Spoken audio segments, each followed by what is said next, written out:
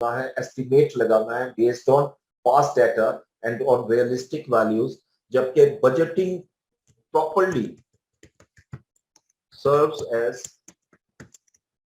Controlling tool. ठीक है, अब सिर्फ बजट बना देना काफी नहीं, बल्कि बजट के बाद उसकी इम्प्लीमेंटेशन के साथ ही हम कंट्रोलिंग शुरू कर देते हैं, that is known as controlling tool. ये बेसिक कुछ डिफरेंसेस मैंने लिखे कि what is the basic difference between forecasting and budgeting. Now what are the purposes of budget,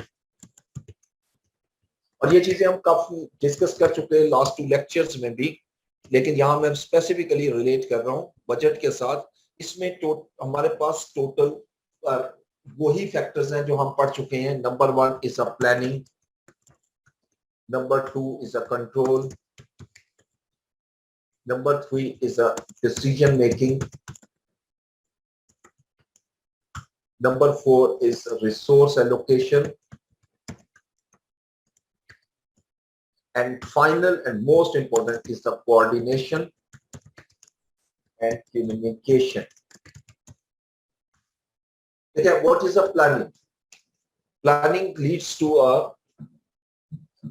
short term, you can say plans के short term में हम देखते हैं कि हमें किन किन activities को कैसे perform करना है, that is known. You need to do something before the start of work.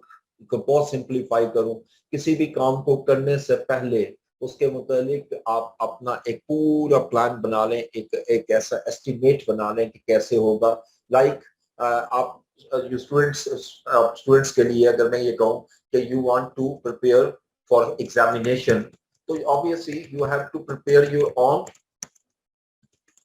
plan कि मुझे कितना कैसे काम करना है, कि एक वीक में मैंने कितना कोर्स कवर करना है, प्रैक्टिस कितनी करनी है। These are all the parts of planning and this is known as planning. और याद रखिएगा planning without planning nothing will be successful.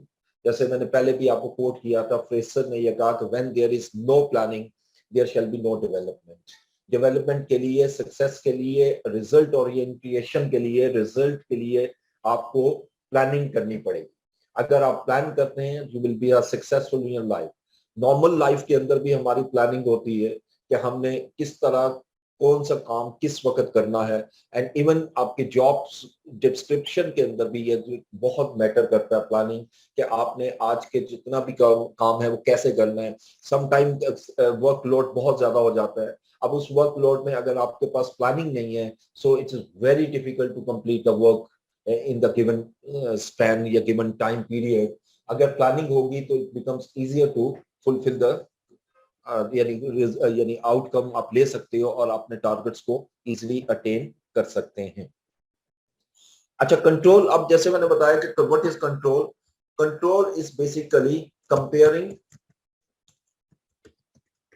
The actual results with budgets. और कंट्रोल उसी वक्त स्टार्ट हो जाता है जब हम बजट को इम्प्लीमेंट करते हैं, यानी प्लानिंग करने के बाद जब हम उसको बजट में कन्वर्ट करते हैं, बजट बनता है, तो वहीं से हमारा कंट्रोल प्रोसेस शुरू हो जाता है कि क्या हम जो वर्क कर रहे हैं, क्या हमारी डायरेक्शन जो है वो करेक्ट है या डायरेक्शन ठीक नहीं है। यानी क्या हम उस सीक्वेंस में काम कर रहे हैं जो हमने प्लान किया था, क्या ये प्लान हमें हेल्प करेगा कि हमारे ऑब्जेक्टिव्स को अटेन कर सके हम। This is the most important area. और यहाँ पर हमने जैसे 2 अप्रोचेस पढ़ी थी, डिस्कस की थी, एक फीडबैक कंट्रोल जिसको कहते हैं, और एक feed forward control.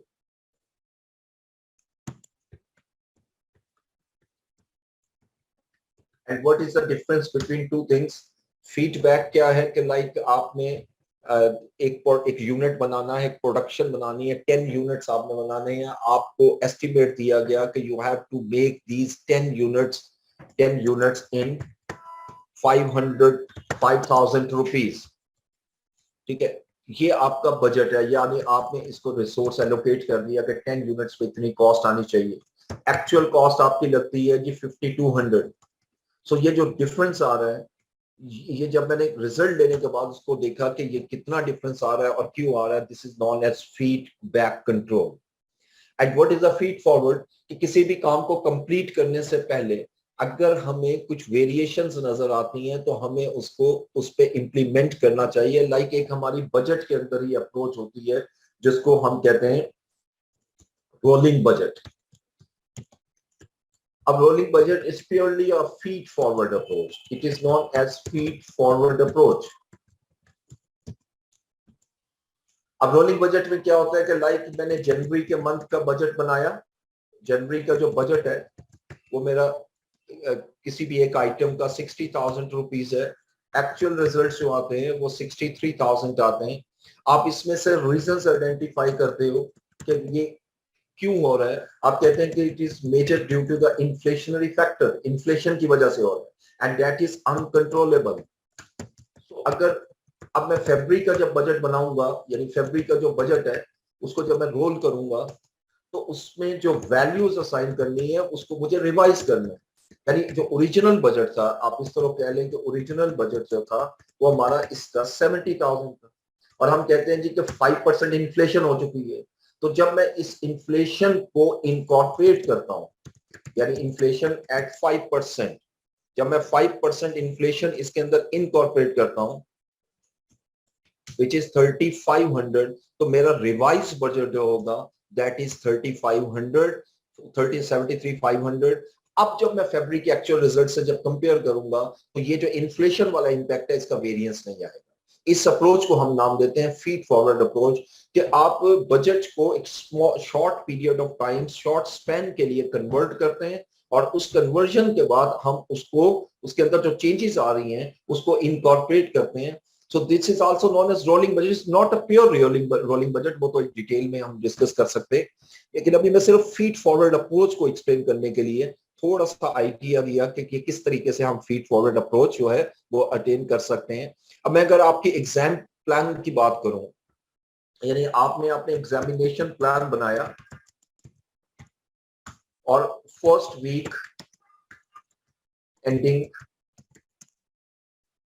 Like let's say today's date ले लेते हैं 29 जनवरी 2022, आपने कहा जी कि मैंने चैप्टर स्पोर्ट्स चैप्टर नंबर 1 जो है वो कंप्लीट करना है इस वीक के एंड तक।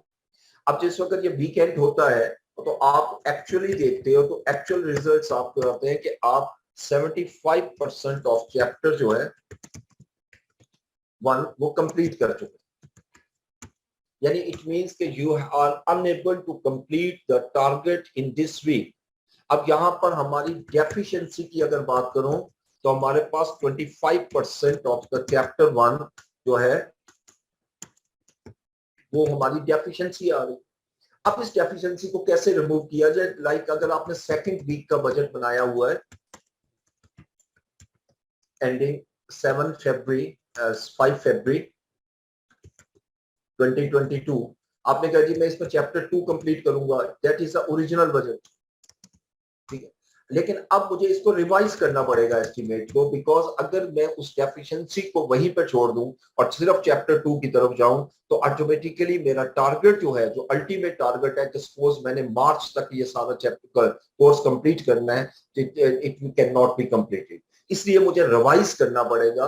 और अब उसमें चैप्टर 2 के साथ 25% डेफिशिएंसी जो है वो उसमें ऐड करूंगा मैं, ताकि वो जो कमी रह गई है वो इसी वीक में मैं कंप्लीट कर सकूं, ताकि मेरा जो ओवरऑल टारगेट है, लाइक ओवरऑल टारगेट जो है मेरा वो अगर मार्च है तो मैं मार्च तक उसको कंप्लीट कर सकूं, ठीक है।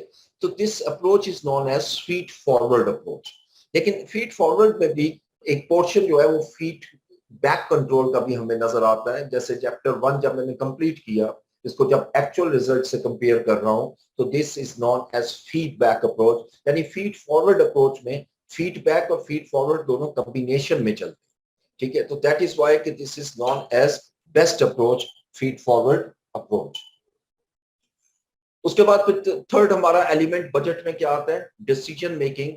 और डिसीजन मेकिंग प्रोसेस जो है ये थ्रू आउट प्रोसेस रहता है, यानी इवन दैट कि when we are preparing the budget, at the time of preparing the budget, जब हम रिसोर्स एलोकेट करते हैं एट दैट टाइम हम डिसीजन ले सकते हैं कि हमें इस वक्त एक न्यू अपॉर्चुनिटी आ रही है, ये न्यू हमारे पास ऑप्शन अवेलेबल है तो हम उसकी तरफ भी मूव कर सकते हैं। तो लेकिन जब हम एक डिसीजन एक और लेते हैं कि जब हम इम्प्लीमेंटेशन लेते हैं और जो हमारे रिजल्ट्स हैं वो वेरिएट कर रहे होते हैं, बजट की प्लानिंग से थोड़ा सा डिफर कर रहे होते हैं, तो उस टाइम भी हम अपने डिसीजंस लेते हैं ताकि हमारे टारगेट को अटेन किया जा सके। और डिसीजन मेकिंग में आप पहले भी और सब्जेक्ट्स में पढ़ चुके हो, there are 3 type of decisions that are known as strategic level decisions, जो टॉप लेवल मैनेजमेंट करती है, टैक्टिकल मिडिल लेवल मैनेजमेंट को जो डिसीजन लेने होते हैं, और ऑपरेशनल जो डे टू डे एक्टिविटीज से रिलेट करते हैं उस पर जो डिसीजन मेकिंग है that is known as operational decision making. अच्छा, अब रिसोर्स एलोकेशन बेसिकली क्या है कि जैसे मैंने बजट की जब पहली डेफिनेशन आपसे ऊपर डिस्कस की थी कि budget is a process of allocating resources to the various activities of a business, तो resource allocation is also known as budget. तो अब मैंने जब बजट बनाया उसको डिवाइड किया वेरियस एक्टिविटीज में, various functions of the organisation, और उस पर प्लान करने के बाद जब मैं उसको रिसोर्स एलोकेट करूंगा that is also a part of budget. यहां पर एक चीज बहुत इंपॉर्टेंट होती है, that are conflicts within the organisation, यानी मैनेजर्स के दरमियान कॉन्फ्लिक्ट्स आते हैं, और इन कॉन्फ्लिक्ट्स का आना एक पॉजिटिव है अगर वो बेहतरी के लिए हो, लेकिन अगर क्रिटिसिज्म के लिए हो तो कोई भी चीज बेटर नहीं होती।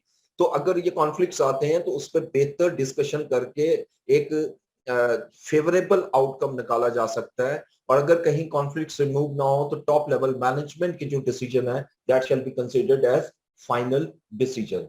But resource allocation is the process of allocating the resources allocation to various functions or activities of business। अच्छा, जब बजट का एक जो बेसिक और पर्पस होता है, ऑब्जेक्टिव होता है, that is the most important objective to create a coordination and communication between the departments. अब सम टाइम डिपार्टमेंट्स के दरमियान भी कॉन्फ्लिक्ट स्टैंड करते हैं।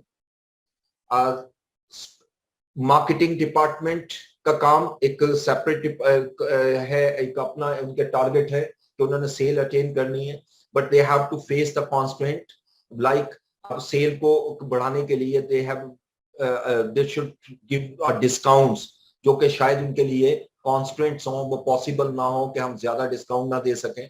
इसके लिए ऑर्गेनाइजेशन के लिए, ऑर्गेनाइजेशन में बजट जो है वो हमारा एक कोऑर्डिनेशन क्रिएट करता है, और कम्युनिकेशन प्रोसेस जो है वो स्ट्रॉन्ग रहता है।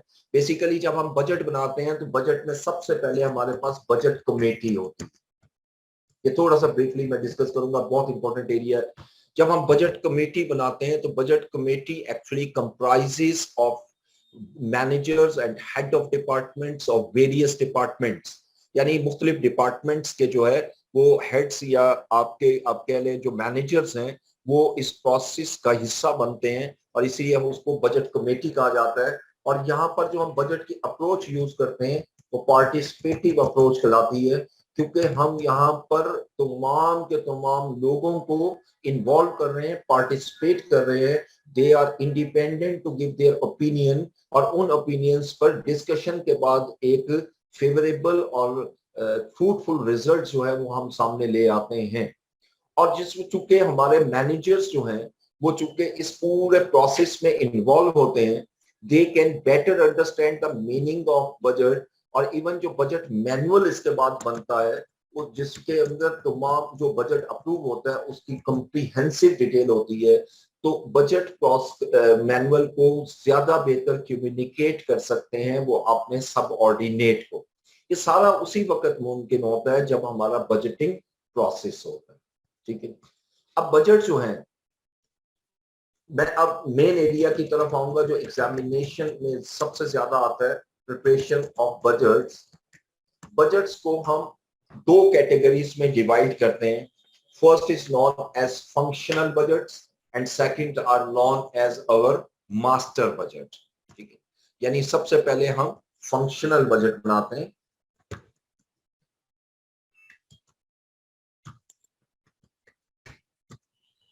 और देन फिर हमारे master budget.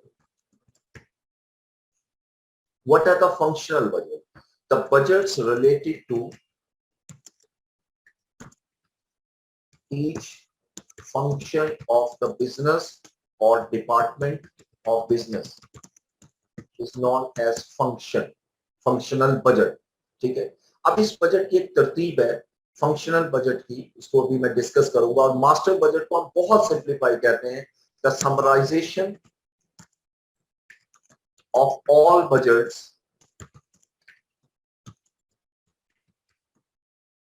in the form of statements known as master budget. बल्कि कुछ बुक्स में पढ़ोगे तो एक वर्ड होता है कि combination of all budget is known as master budget.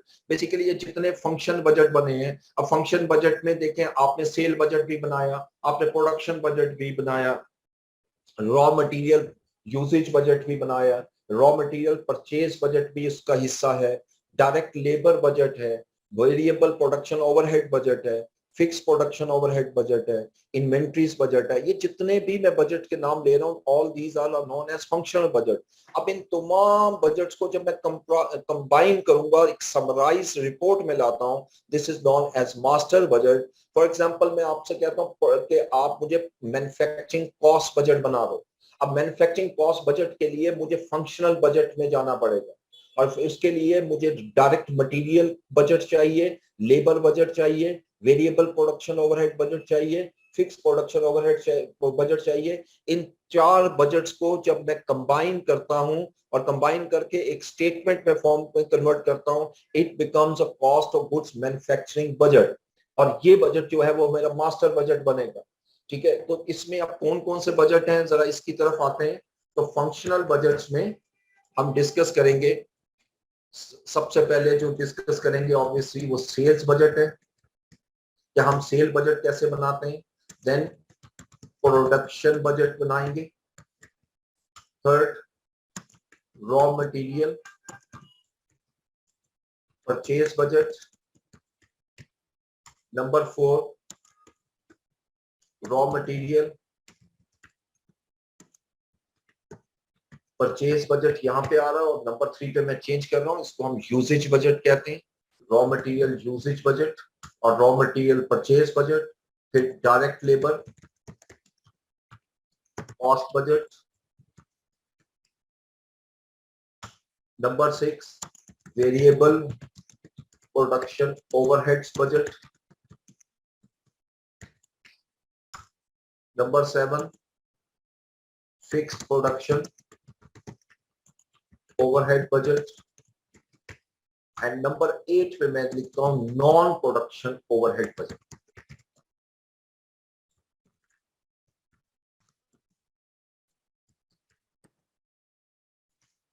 जिसके अंदर सेलिंग बजट भी आएगा, मार्केटिंग भी, डिस्ट्रीब्यूशन भी, एडमिनिस्ट्रेशन भी, और समटाइम हम कैपिटल एक्सपेंडिचर बजट भी बनाते हैं. इन तमाम बजट्स में जो शुरू के बजट है, ये एग्जामिनेशन के पॉइंट से बहुत इंपॉर्टेंट है. ये जिनको मैं येलो कलर कर रहा हूं, these are the most important for examination. ये नंबर पहले 5 बजट जो है ये बहुत ज्यादा एग्जामिनेशन में आते हैं. सेकंड हमारा आता है मास्टर बजट. जैसे मैंने अभी कहा कॉम्बिनेशन ऑफ ऑल बजट्स, इसके अंदर हम बजटेड इनकम स्टेटमेंट बनाएंगे, budgeted statement of financial position इसमें कवर होती है, और सबसे इंपॉर्टेंट हमारा कैश बजट है. यानी ये 3 बजट जो है, इसके अलावा भी होता है like cost of goods manufacturing cost budget, वो इनकम स्टेटमेंट में ही कवर हो जाता है. ये तमाम बजट जो है, अब हम एक एक करके एग्जांपल के साथ एक एक बजट जो है वो डिस्कस करेंगे. ठीक है जी. अब मैं इसके शीट 2 में इसकी न्यूमेरिक्स का जितना भी पोर्शन है वो शीट 2 में लाऊंगा.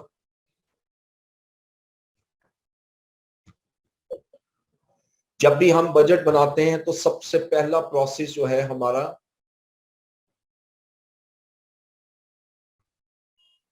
That is known as principal budget factor.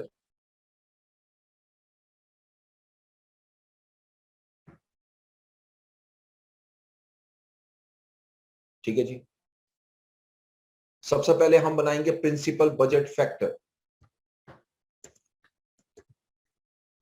जब भी हम कोई बजट बनाते हैं तो सबसे इंपॉर्टेंट चीज होती है हमारे पास principal budget factor. What is principal budget factor? Principal budget factor is defined as any factor which limits the organization to produce more units, जिसको हम दूसरे लफ्जों में लिमिटिंग फैक्टर भी कह सकते हैं। ठीक है, अब देखें आपने सबसे पहले जो है नॉर्मली देखना होता है कि मेरे बिजनेस के अंदर कॉन्स्ट्रेंट्स क्या हैं। These constraints are known as principal budget factor. अब इन कॉन्स्ट्रेंट्स में आपकी प्रोडक्शन कैपेसिटी भी हो सकती है। तो हो सकता है आपने फोरकास्टिंग की हो और फोरकास्टिंग में हम ये देख रहे हैं कि हम इसमें 80,000 लेट से 80,000 यूनिट जो है हम सेल कर सकते हैं, जबकि दूसरी तरफ जो हमारी प्रोडक्शन कैपेसिटी एग्जिस्ट कर रही है वो हम 80,000 यूनिट उस पर नहीं बना सकते, हम 70,000 बना सकते हैं। तो it has created a constraint. Material availability might be another constraint. ठीक है, इसी तरीके से मशीन और एक और कॉन्स्टेंट है। Some time labour, skilled labour जब हमें होती है वो भी शॉर्ट होती है। Skilled labour can be a constant. These are also all are constants. इनको आइडेंटिफाई करने के बाद सबसे पहला बजट जो हम बनाते हैं that is known as sales budget, and this is the most easiest budget, sales budget. Sales budget हम बनाते वक्त हम क्या करते हैं, फॉर ईच प्रोडक्ट, हर प्रोडक्ट के लिए हमें यूनिट्स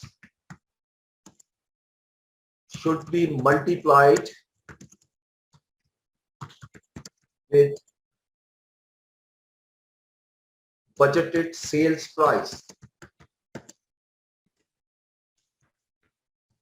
यानी हर प्रोडक्ट के लिए हम यूनिट्स जो है, जितने भी यूनिट, हर प्रोडक्ट के जितने यूनिट हैं उनको उनकी सेल प्राइस से जब हम मल्टीप्लाई करते हैं it becomes a sales budget. For example इस मैंने अभी कहा इज मोस्ट इजीएस्ट बजट। मैं इसको एग्जांपल से लेता हूं। एग्जांपल हम इस तरह लेते हैं, let's say ABC company is producing 3 products, that is A, B and C. The estimated sales in units with prices are given below. अब जैसे मेरे पास 3 प्रोडक्ट हैं, product A, product B and product सी।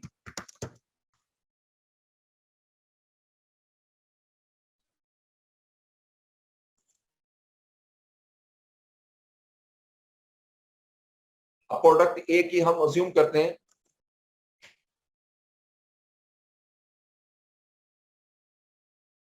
कि हमारे पास एस्टिमेटेड सेल्स जो है या फोरकास्टेड या बजटेड सेल्स जो है इन यूनिट्स, प्रोडक्ट ए के हम कह रहे हैं जी कि हमारे पास पूरे साल में 65,000 यूनिट सेल हो सकते हैं, बी के 20,000 और सी के 17,000 और बजटेड सेल्स प्राइस हमें दी होती है इन रुपीस। लाइक प्रोडक्ट ए की जो सेलिंग प्राइस है वो 50 रुपीज है, बी की 200 और सी की 250। अब आपसे कहा जाए कि सेल्स बजट बना दो, तो अब हम सेल बजट कैसे बनाएंगे? सिंपल, जैसे मैंने लिखा कि हर प्रोडक्ट के जो यूनिट्स हैं बजटेड उसको सेल प्राइस से मल्टीप्लाई कर देंगे। ठीक है, तो अब अगर मैं सेल बजट की एक टेबल बनाऊं, sales budget, and that budget is product wise, यानी प्रोडक्ट वाइज हम सेल बजट बनाते हैं। कि हर प्रोडक्ट का कितनी कितनी सेल हम करेंगे। ये प्रोडक्ट्स आ जाएंगी फर्स्ट कॉलम में, यहाँ पर यूनिट्स आ जाएंगे जो आप सेल बजट किया है कि कितने यूनिट सेल होंगे, that is sales price, and then value of sales आ जाएगी इन रुपीज। ये चार कॉलम हम इसको यूज करेंगे। अब हमारे पास 4 प्रोडक्ट्स हैं that are known A, 3 products हैं बी और सी।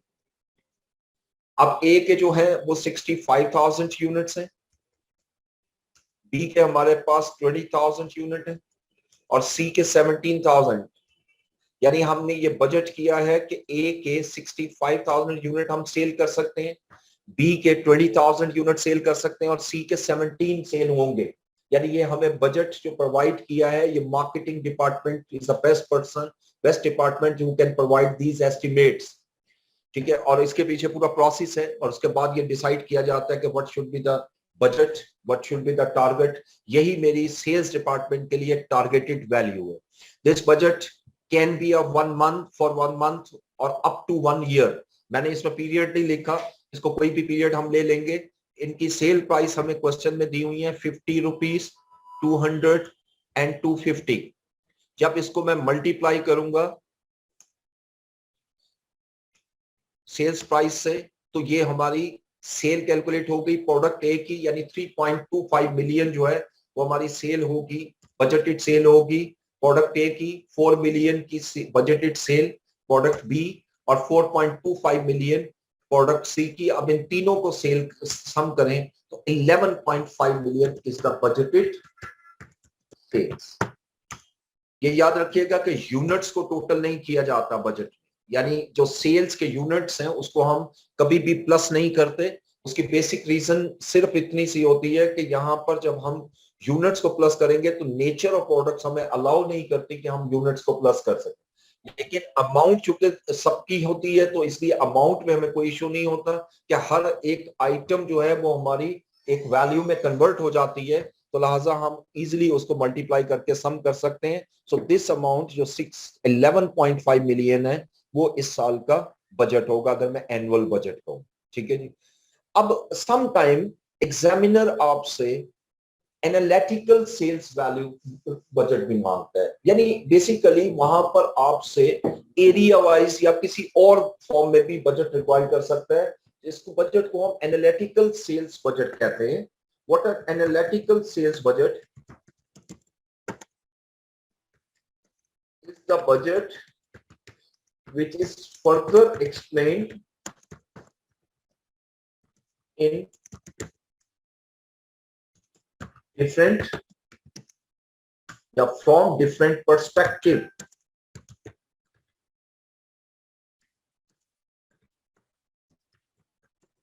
यानी हम इस एनालिटिकल सेल बजट उस बजट को कहेंगे जब इसी बजट को हम फर्दर एनालाइज करते हैं और उस बजट को हम यानी एक्सप्लेन करते हैं कि ये बजट इस वेरिएबल के थ्रू कितना कितना होगा। लाइक मेरा टोटल बजट आया 11.5 मिलियन। अब मेरे पास जो है वो टोटल 4 जो है वो एरिया है, सपोज जैसे हमारे 4 प्रोविंसेस हैं, एक हमारा प्रोविंस है पंजाब, एक सिंध वगैरह वगैरह। अब हम क्या करते हैं कि अगर हम इसी बजट को एरिया वाइज डिवाइड कर दें, उसको टेरिटरी वाइज डिवाइड कर दें या डिविजन्स कर देते हैं, उन डिविजन्स में डिवाइड कर दें, that is known as analytical sales budget. तो मैं इसमें फर्दर डाटा ऐड कर रहा हूं एनालिटिकल सेल बजट के लिए, यानी continuing to the previous example.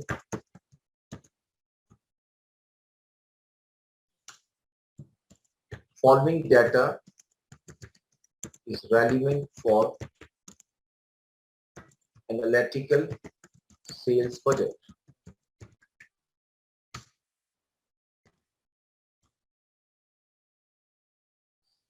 अच्छा, अब हमें वो कहते हैं कि the sales can be made shall be made in 3 divisions, that is X, Y and Z. The relevant information are given in following table.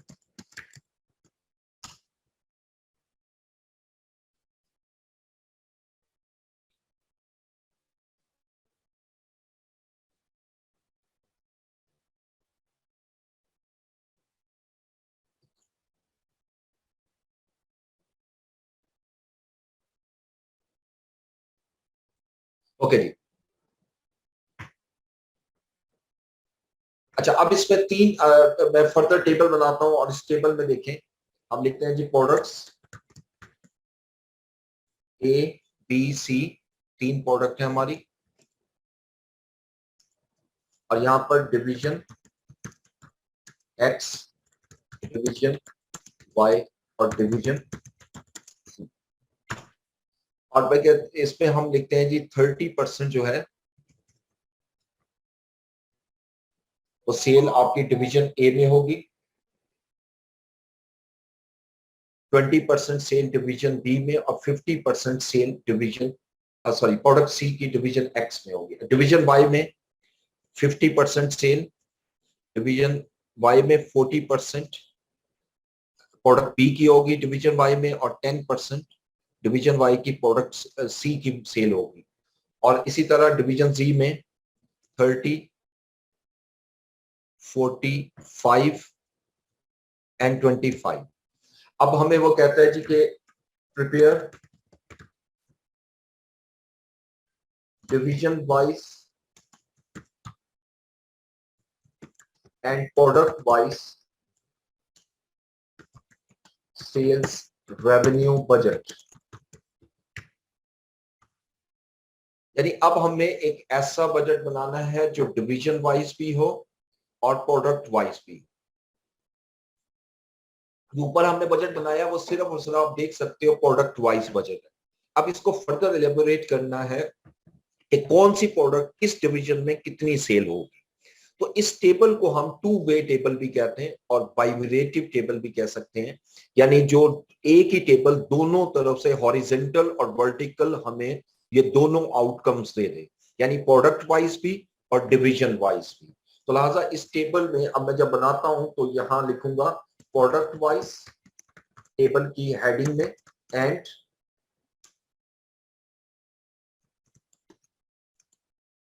Division wise sales budget. तो products हम यहां ले लेते हैं जिस तरह पहले दिए, और यहां पर अब मैं डिवीजन एक्स, डिवीजन वाई और डिवीजन सी करूंगा और एंड पे फिर टोटल का कॉलम। यानी ये जो आपने सेल निकाली हुई है ऊपर 3.25 मिलियन प्रोडक्ट ए की, 4 मिलियन प्रोडक्ट बी की, 4.2 मिलियन प्रोडक्ट सी की, ये हमारी अब भी आएगी लेकिन टोटल कॉलम में। उस टोटल को हम डिवाइड करेंगे डिफरेंट कैटेगरीज में कि कितनी कितनी आपकी कैटेगरी में ये डिवाइड होंगी। ये मैं जरा परसेंटेज ठीक कर लूं, जरा इसमें थोड़ा सा इशू रह गया।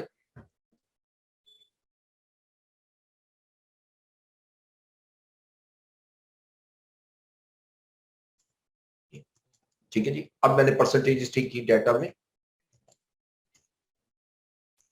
और यहां पर हम ये देखिए प्रोडक्ट यहां पे लिखेंगे product A B and product सी।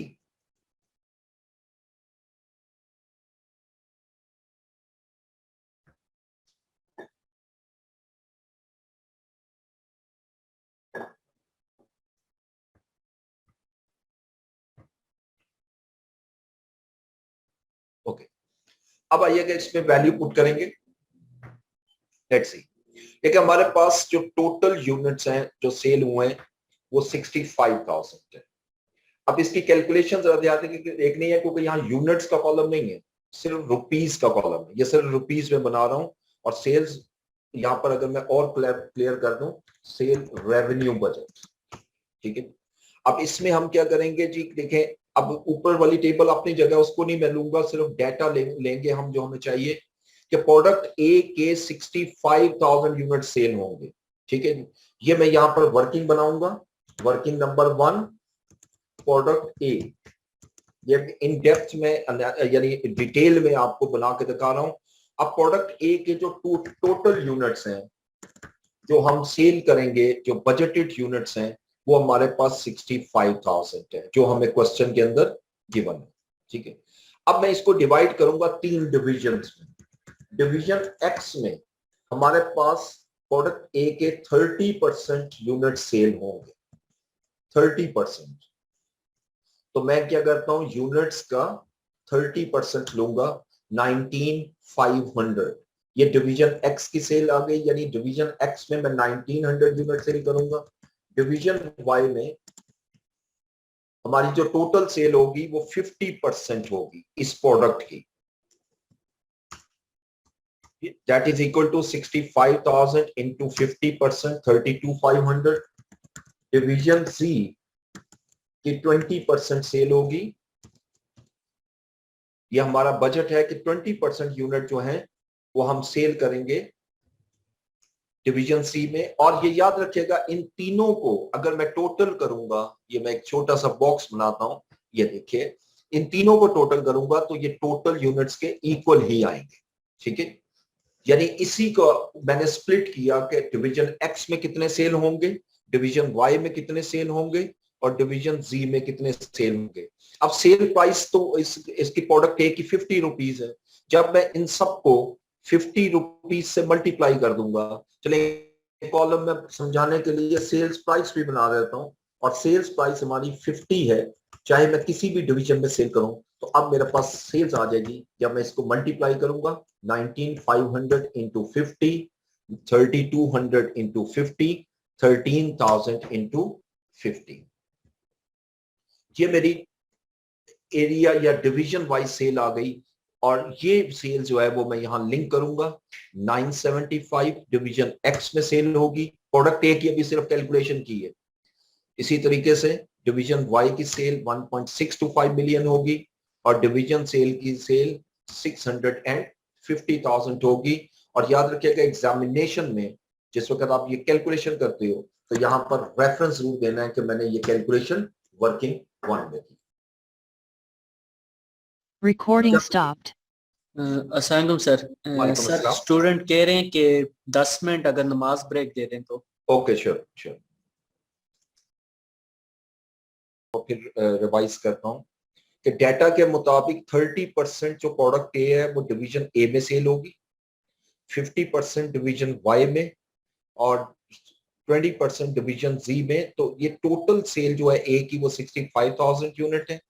इसका 30% मैंने कैलकुलेट करके डिवीजन एक्स में लिखे यूनिट्स, 32,500 50% डिवीजन वाई में, 13,000 डिवीजन सी में, और उसके बाद सेल प्राइस से मल्टीप्लाई करके सेल निकाली और वो डिवीजन वाइज मैंने इसमें लिख दी। अब इसके बाद हम इसको टोटल करेंगे। जब टोटल करते हैं तीनों को तो ये टोटल एग्जैक्टली वही आएगा जो ऊपर हमने सेल बजट में बनाया, 3.25 मिलियन। सेम इसी तरह अब मैं वर्किंग स्टार्ट करूंगा प्रोडक्ट बी की। ठीक है जी, अब वर्किंग 2 ऑफ प्रोडक्ट बी। ठीक है, अब इसके टोटल यूनिट्स कितने हैं ये हम देख सकते हैं कि टोटल यूनिट बी के जो है वो 20,000 है। और टेबल हमें ये बता रही है कि प्रोडक्ट बी जो है उसके 15% यूनिट जो है वो सेल होंगे डिवीजन एक्स में, 40% डिवीजन वाई में और 45% डिवीजन जी में। तो इसी को मैं यहां कॉपी करता हूं और परसेंटेजेस चेंज कर लेते हैं हम। डिवीजन एक्स में हमारे जो यूनिट सेल होंगे as per the above table वो 15% है, डिवीजन वाई में 40%, डिवीजन जी में 45%। तो इन यूनिट्स का ये जो मैंने टोटल यूनिट लिखे हैं 20,000, जिसको मैं बोल्ड करता हूं, दिस वन, इसको 3 हिस्सों में डिवाइड कर देंगे। यानी 20,000 यूनिट्स में से 15% यूनिट जो हैं, जो कि आपके 3,000 हैं, वो डिवीजन एक्स में सेल होंगे। 20,000 के 40% यूनिट्स 8,000 डिवीजन वाई में सेल होंगे और 20,000 के 45% डिवीजन सी में सेल होंगे, और अगर इन तीनों को प्लस करें तो आंसर वही 20,000 आएगा। अब इसकी सेल प्राइस जो है वो हमने क्वेश्चन में देखते हैं, हमने कितनी दी हुई थी पिछले क्वेश्चन में, यानी प्रीवियस एग्जांपल में, क्योंकि उसी को कंटिन्यू किया। ये 200 है, यानी सेल प्राइस जो है वो 200 है, चाहे मैं डिवीजन एक्स में सेल करूं, वाई में या जी में। अब इसको जब मल्टीप्लाई करूंगा, that is the value of sales. 600,000 division X में सेल होगी, 1.6 मिलियन डिवीजन वाई में, 1.8 मिलियन डिवीजन जी में। अब इसको भी हम उसी तरह रेफरेंस देंगे वर्किंग नंबर 2 का, और डिवीजन एक्स की सेल जो है वो एक्स के कॉलम में ले आएंगे, डिवीजन वाई की सेल 1.6 मिलियन और डिवीजन जी की सेल 1.8 मिलियन, यानी इसने एलेबोरेट कर दी उस सेल को।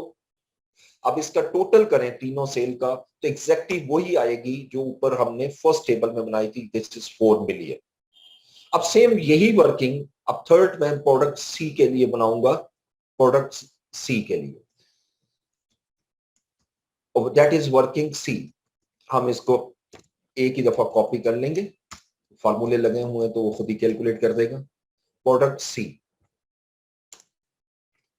अब प्रोडक्ट सी की जो परसेंटेज है डिवीजन वाइज वो 50%, 10% और 40% है, तो मैं इसको 50% कैलकुलेट करूंगा, सेकंड 10%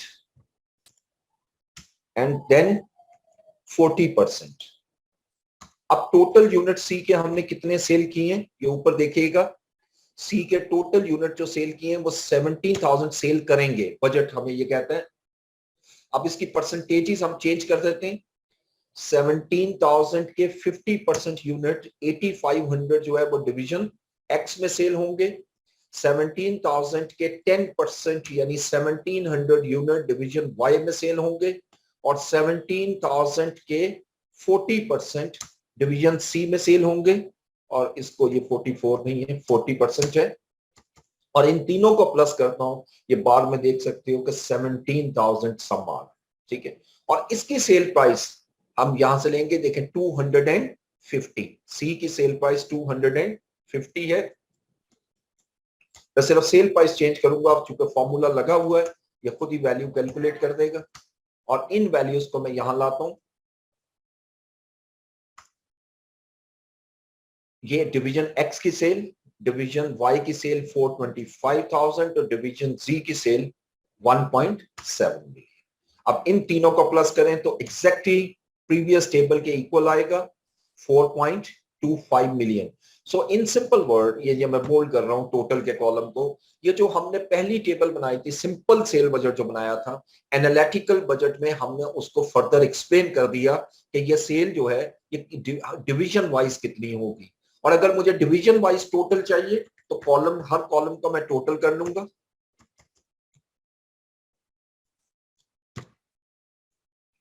अब इन तीनों को प्लस किया, यानी डिवीजन एक्स में सेल 3.7 मिलियन होगी, डिवीजन वाई में सेल 3.65 मिलियन, और डिवीजन सी में सेल जो है वो 4.15 मिलियन, ठीक है। अब मैं इसको चाहे हॉरिजेंटल टोटल करूं या वर्टिकल, तो ये टोटल एग्जैक्टली वही आएगा, यानी 11.5 मिलियन जो आपने ये प्रीवियस टेबल में निकाला था। This one is known as sales budget, ये हमारा पहला बजट होता है सेल्स बजट, जो कि एग्जामिनर आपको पेपर में दे सकता है, ठीक है। इसके बाद हमारा सेकंड बजट आता है प्रोडक्शन बजट।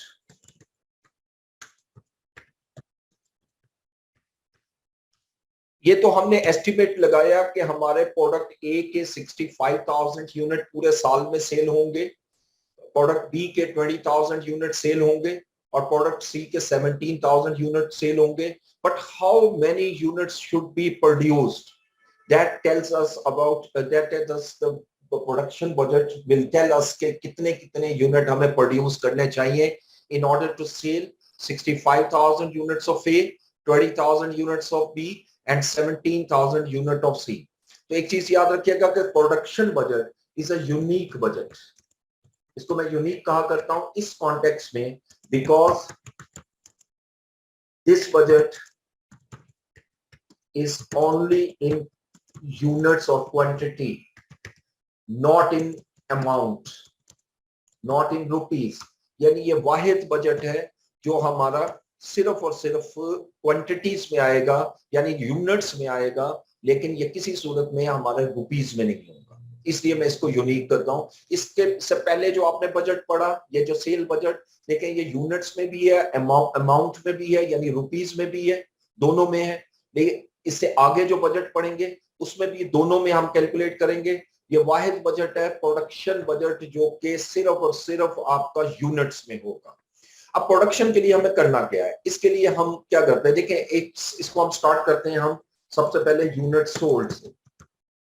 यकीनी बात है जितने यूनिट में सेल करूंगा, यानी ये जो सेल्स है यूनिट्स टू बी सोल्ड, इस तरह लिख लें क्योंकि बजट है, यूनिट्स टू बी सोल्ड, कि मैं पूरे साल में कितने यूनिट करूंगा। मैं ऊपर एग्जांपल को इग्नोर करते हुए अगर मैं लूं, मैं कहता हूं जी कि अगर पूरे साल में मैं कहता हूं 50,000 यूनिट सेल करूंगा, तो जितने यूनिट मैंने सेल करने हैं तो डेफिनेटली उसको प्रोड्यूस भी करना पड़ेगा। फिर इसी तरह कंपनी की पॉलिसी होती है कि units in finish goods inventory, हमें कुछ units in finish goods inventory में भी रखने हैं, यानी जितने यूनिट हमने सेल करने, कंपनी जीरो इन्वेंट्री नहीं रखती। सपोज 7,000 यूनिट हमें क्लोजिंग इन्वेंट्री में भी होने चाहिए, यानी इट मींस 50,000 यूनिट मुझे बनाने हैं जो सेल होंगे, और 7,000 यूनिट साल के एंड पर मेरे पास फिनिश गुड्स इन्वेंट्री में होने चाहिए। यानी इट मींस यहां तक समझ में आता है कि 57,000 यूनिट मुझे बनाने चाहिए इस पीरियड में। लेकिन कुछ यूनिट पिछले साल से भी आ रहे होंगे जो फिनिश गुड्स की ओपनिंग इन्वेंट्री कहते हैं, units in finish goods inventory opening, और ये जो मैंने लिखी ये है हमारी क्लोजिंग इन्वेंट्री। ठीक है, अब मैं कहता हूं जी 5,000 यूनिट जो है वो तो पहले से हमारे पास तैयार हुए थे, यानी पिछले साल ही तैयार हो चुके हैं। तो इस यानी इट मींस इन 57,000 यूनिट्स में से 5,000 यूनिट ऑलरेडी हमारे पास मैन्युफैक्चर्ड हैं, ऑलरेडी प्रिपेयर्ड हैं, प्रोड्यूस्ड है, इसको मुझे प्रोड्यूस नहीं करना पड़ेगा। अब इन दोनों को प्लस करूंगा तो 52,000 shall be the sales production budget. It's the most easiest budget. This is known as production budget. ठीक है, अब मैं इसी को एक एग्जांपल में लाता हूं। ये हर प्रोडक्ट के लिए, ये तो मैंने सिर्फ एक निकाला ना, लाइक जैसे ऊपर हमने क्वेश्चन लिया तो 3 यूनिट सेल हो रहे थे, तो तीनों की आपने कैलकुलेशन करनी है। अब मैं एक और एग्जांपल लूंगा जो कि रिलेट कर रही है प्रोडक्शन बजट से, और कंटिन्यूइंग टू प्रीवियस एग्जांपल, यानी कुछ डाटा मैं वहां से लूंगा और कुछ डाटा मैं और ऐड कर रहा हूं। और मैं कहता हूं जी company's policy is to maintain closing finished goods inventory as hello जी जी सर काइंडली आप प्रोडक्शन बजट रिपीट कर दें प्लीज। जी मैं प्रोडक्शन बजट दोबारा रिपीट कर देता हूँ। Thank you sir. देखिए प्रोडक्शन बजट में बेसिकली हमें कॉन्सेप्ट ये लेना है कि कितने यूनिट मुझे इस साल में प्रोड्यूस करने, राइट। अब ऑब्वियसली जो यूनिट मैंने प्रोड्यूस करने हैं वो बेस किस पे करेंगे, सेल्स पर। अगर मैंने ज्यादा यूनिट, मेरा सेल बजट हाई यूनिट का है, मुझे हायर प्रोडक्शन करनी पड़ेगी, अगर लो है तो लो करनी पड़ेगी। इसलिए मैं स्टार्ट कहां से कर रहा हूं, 50,000 unit to be sold assume कर रहा हूं। ये सारे अज्यूम है, कोई डाटा मैंने ऊपर क्वेश्चन में अभी नहीं लिया, वो नीचे एग्जाम्पल में करवाऊंगा। यानी मैं अज्यूम कर रहा हूं कि 50,000 यूनिट मुझे सेल करने। ऑब्वियसली जो यूनिट मैंने सेल करने हैं वो प्रोड्यूस करूंगा तो सेल होंगे, ठीक है। यानी ये एक तो ये 50,000 यूनिट हो गए। सेकंड, फिर हमें ये देखना है कि क्लोजिंग फिनिश गुड्स इन्वेंट्री कितनी है। देखिए आप को कंपनी की पॉलिसी होती है कि कुछ ना कुछ स्टॉक हमारे पास इन्वेंट्री में हर वक्त मौजूद होना चाहिए फिनिश्ड फॉर्म में, ताकि कब कोई कस्टमर आए तो हम उसको फौरन सेल कर सकें। यानी डिमांड कभी किसी पीरियड में ज्यादा या कम हो सकती है, तो हमें स्टॉक मेंटेन करना पड़ता है। हम फर्दर अज्यूम करते हैं कि जी 7,000 यूनिट कंपनी की पॉलिसी है कि 7,000 यूनिट उसके क्लोजिंग स्टॉक होना चाहिए। अब अगर मैं ये दोनों वर्डिंग को कंबाइन करूं तो 50,000 यूनिट जो मैंने सेल करने हैं वो भी प्रोड्यूस करने पड़ेंगे, और जो कंपनी की पॉलिसी है कि 7,000 यूनिट मेरे पास क्लोजिंग फिनिश गुड्स इन्वेंट्री में होने चाहिए, वो भी मुझे प्रोड्यूस करने पड़ेंगे। इट मींस टोटल यूनिट जो मुझे प्रोड्यूस करने चाहिए वो 57,000 है। लेकिन कुछ पिछले साल से भी आज आएंगे। पिछले साल वाले कौन से? जो वो यूनिट जो पिछले साल की क्लोजिंग इन्वेंट्री में पड़े थे और सेल नहीं हुए थे। यकीनी बात है ये 5,000 यूनिट जो मैं अज्यूम कर रहा हूं कि ये पिछले पीरियड से आ रहे हैं, तो ये मुझे प्रोड्यूस नहीं करने पड़ेंगे लेकिन सेल करूंगा। और ये 50,000 यूनिट जो मैं सेल अज्यूम कर रहा हूं कि मैंने 50,000 यूनिट सेल करने हैं, उनमें ये 5,000 यूनिट शामिल हैं, इसलिए मैं इसको माइनस कर रहा हूं। तो इस this is known as production budget. Right, hopefully sir. इसको अंडरस्टैंड कर गए होंगे। Yes, sir. Thank you. अच्छा जी, अब कंपनी पॉलिसी की तरफ मैं आता हूँ जी। कंपनी पॉलिसी ये है कि जी प्रोडक्ट ए जो है हमारी, जैसे ऊपर हमने 3 प्रोडक्ट लिखी हैं, इसकी 10% ऑफ सेल्स जो है वो मेरी इन्वेंट्री होनी चाहिए। प्रोडक्ट बी जो है ये 8% ऑफ सेल्स, ये क्लोजिंग इन्वेंट्री होनी चाहिए। और प्रोडक्ट सी जो है दैट इज 6% ऑफ सेल्स। और इसके अलावा फर्दर हमें वो बता रहा है ओपनिंग इन्वेंट्री जो है ऑफ फिनिश गुड्स,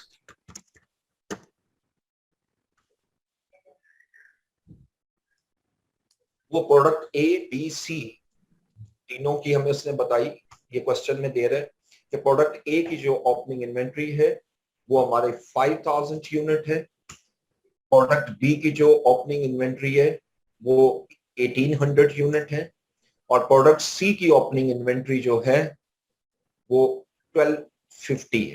यानी मेन ये वो यूनिट है जो आपने पिछले साल कंप्लीट किए थे, प्रोड्यूस किए थे, लेकिन पिछले साल सेल नहीं हुए।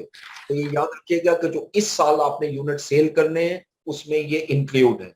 तो अब इसकी रिक्वायरमेंट मैं लिख रहा हूं, यानी क्वेश्चन की रिक्वायरमेंट ये है कि prepare product wise production budget.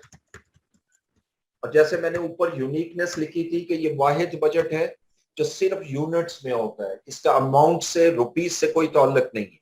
ठीक है, तो अब मैं इसका जब सॉल्यूशन करूंगा, जब सॉल्व करना शुरू करूंगा, तो सबसे पहले हम टेबल में आएंगे, एक टेबल बनाएंगे छोटी सी। उस टेबल में ऊपर मैं हेडिंग देता हूं प्रोडक्शन बजट, जो कि हमारा प्रोडक्ट वाइज है।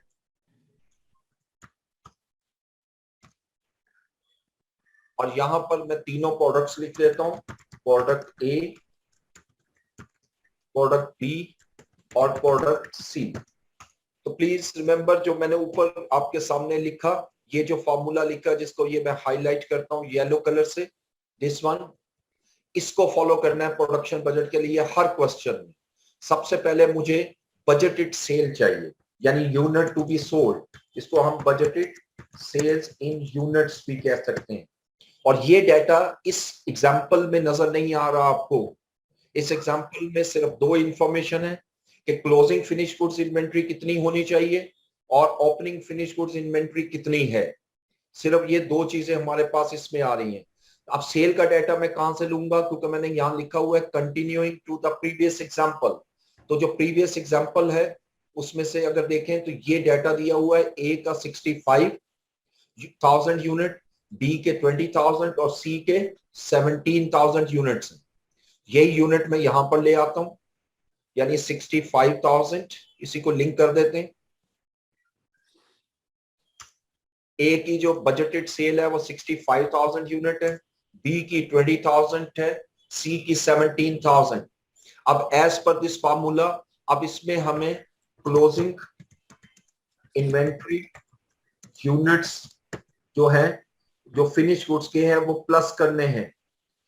यानी मेरी पॉलिसी के मुताबिक जो क्लोजिंग इन्वेंट्री है वो भी मुझे प्रोड्यूस करनी पड़ेगी। जब साल खत्म होगा, बजट ईयर खत्म होगा, नेक्स्ट ईयर खत्म होगा, तो इतनी क्वांटिटी मेरे पास मौजूद होनी चाहिए तैयार फॉर्म में, मैन्युफैक्चर्ड फॉर्म में। लिहाजा इसको हम क्लोजिंग इन्वेंट्री कहेंगे। और पॉलिसी ये लिखी हुई है, प्रोडक्ट ए 10% ऑफ सेल्स, यानी ये सेल है, इसका 10%। जो पॉलिसी है उसके मुताबिक यानी 6500 यूनिट मुझे मजीद प्रोड्यूस करने हैं। इसी तरीके से जो प्रोडक्ट बी की पॉलिसी है वो 8% है, जो कि 1600 आएगा। और प्रोडक्ट सी की पॉलिसी जो है वो हमारी क्वेश्चन के मुताबिक 6% है। मैंने क्या किया कि 65,000 का 10% लिया, 20,000 का 8% और 17,000 का 6%। पहले स्टेप पे हम इसको ऐड करते हैं, यानी ये टोटल यूनिट्स जो मुझे प्रोड्यूस करने चाहिए। लेकिन इसमें से जो प्रीवियस ओपनिंग इन्वेंट्री जो आपको ये नजर आ रही है, जो प्रीवियस पीरियड से आ रही है, जो कि अभी सेल नहीं हुई, यकीनी बात है ये यूनिट आप अब सेल करेंगे फर्स्ट इन फर्स्ट आउट के तहत। जो यूनिट पहले प्रोड्यूस हुई है उसको पहले सेल करेंगे। तो ये जो 65,000 यूनिट मैंने लिखे हैं इसमें ये 5,000 इंक्लूड हैं, और इसलिए इसको मैं इसमें से लेस कर देता हूं। Opening inventory of finish goods in units, और ये क्वेश्चन में हमें गिवन है 5,000 यूनिट, यहां से माइनस करता हूं 1800 यूनिट बी में से और 1250 सी में से। ये इसलिए माइनस कर रहे हैं कि ये ऑलरेडी हमारे पास प्रोड्यूस्ड है। अब जब मैं इसको माइनस करूंगा तो जो आंसर आएगा that is known as production budget. जी को this is known as production budget in units.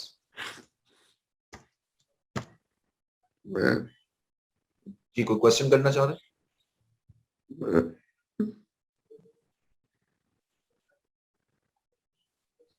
Ji please.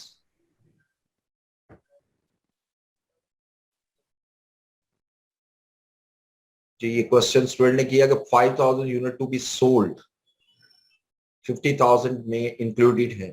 Yes, अभी मैंने जैसे बताया कि ये जो 5,000 यूनिट है, ये ऊपर वाले 5,000 की बात कर रहे हैं, दिस वन, ये इस 50,000 में इंक्लूड है, इसलिए हम इसको माइनस करेंगे क्योंकि ये ऑलरेडी प्रोड्यूस्ड है, राइट।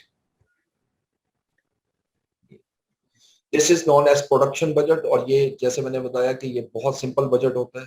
इसमें सिर्फ आपने ये फॉर्मूला ज़हन में रखना है कि बजटेड सेल्स लेनी है इन यूनिट्स, उसमें क्लोजिंग इन्वेंट्री आपने ऐड करनी है और उसके बाद ओपनिंग इन्वेंट्री फिनिश गुड्स की माइनस करनी है। जब ये प्लस माइनस करोगे तो ऑटोमेटिकली प्रोडक्शन बजट आ जाएगा। और जैसे मैंने आपको बताया था कि प्रोडक्शन बजट जो है वो सिर्फ यूनिट्स में होता है, ये रुपीज में नहीं होता, ठीक है। अब इसके बाद जो हमारे बजट स्टार्ट होंगे वो हमारे कॉस्ट बजट है। और ऑलवेज रिमेंबर, कॉस्ट में जैसे प्रोडक्शन कॉस्ट आपने पढ़ा हुआ है कॉस्ट अकाउंटिंग में, 4 मेजर आपकी कॉस्ट होती है। Direct material cost, direct labour cost, variable production overhead cost, fix production overhead cost, ये 4 कॉस्ट हमारे पास होती है, ठीक है। इन चार बजट में बनाऊंगा लेकिन तरतीब से। तो इसके बाद जो तीसरा बजट हमारे पास आता है that is known as direct material usage budget, जिसको हम कॉस्ट यानी डायरेक्ट मटेरियल कॉस्ट बजट कहते हैं, ठीक है। और ये एक ऐसा बजट है कि जो बेस करेगा प्रोडक्शन पे। अब बल्कि ये जितने भी बजट है इससे आगे ये सब प्रोडक्शन पे होंगे। तो प्रोडक्शन इसलिए इंपॉर्टेंट है कि यहां से जितने यूनिट्स निकलेंगे उसकी कॉस्टिंग मैंने अब स्टार्ट करनी है। कि लाइक ये जो आंसर मैंने निकाला कि प्रोडक्ट ए के 66,500 मैंने यूनिट बनाने हैं, इतने यूनिट को बनाने के लिए कितना मटेरियल मुझे यूज होगा, कितना मटेरियल रिक्वायर होगा in quantity and in rupees, उसको हम नाम देते हैं production direct material usage budget या डायरेक्ट मटेरियल कॉस्ट बजट। इसके लिए सिंपल आप क्या करोगे, फॉर ईच मटेरियल आइटम, क्योंकि हर प्रोडक्ट पे सेम मटेरियल यूज नहीं होता, डिफरेंट मटेरियल भी हो सकता है। तो हर मटेरियल आइटम के लिए आपने प्रोडक्शन लेनी है, बजट लेना है इन यूनिट्स, इनटू इसको मल्टीप्लाई करना है usage of material per unit, यानी एक यूनिट को प्रोड्यूस करने के लिए कितना मटेरियल रिक्वायर होगा, usage of material per unit. आटे के बच्चे हाथ लगे छोटा अच्छी वो करे पर ਨਹੀਂ ਇਹਨੂੰ ਕੱਟ ਕੇ ਫਿਰ ਪਾ ਲਾਂਗੇ, ਤੁਸੀਂ ਖਲੋ ਜਾਓਗੇ, ਪਾ ਲਾਂਗੇ ਆਪੇ। मैं अच्छे बड़ी आटे लगे रहा है मैं ਉਹਨੂੰ ਢੱਕਣ ਚ ਕੱਢ ਲਓ। पा जाऊं ਹਾਂ, ਬਾਅਦ ਚ ਫਿਰ ਉੱਤੇ ਪਾ ਦਿਓ।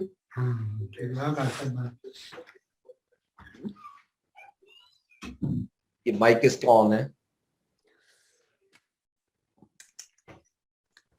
Into standard price per unit of material. ये मैंने बहुत डिटेल में लिखा, आप इसको जरा समझिएगा, जरा बड़े सिंपल तरीके से फर्ज कीजिएगा। फॉर एग्जांपल, आप एक प्रोडक्ट बना रहे हो, प्रोडक्ट Z, उसकी जो प्रोडक्शन है आपने करनी है 6000 यूनिट्स। अब ये एक एक चीज लिख रहा हूं मैं, प्रोडक्ट Z के 6000 यूनिट आपने प्रोड्यूस करने हैं, प्रोडक्शन आपकी 6000 यूनिट है। और यहां पर हमें क्वेश्चन में बताता है standard quantity of material A per unit.